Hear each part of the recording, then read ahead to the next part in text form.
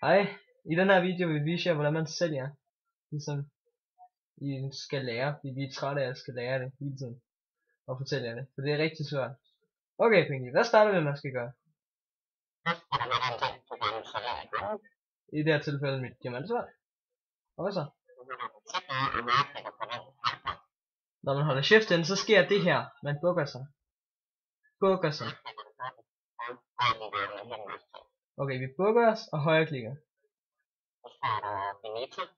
Hold med det, jeg failede. Der dukker ikke nogen ting op, når jeg gør det. Okay, nu skete det. Så skriver man finite.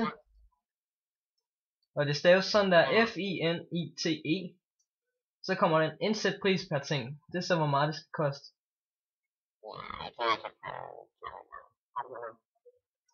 500. Okay, hvor mange sælger vi? Vi sælger 1.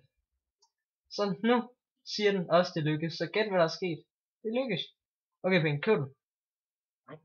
Okay, så trykker I, slår I på den. Ja, okay, game mode. Ikke senere. Så har game mode, den koster 500, ligesom jeg skrev. Nu skriver jeg 1, fordi jeg køber 1. Så trykker jeg så. Enter. Hvad skete der?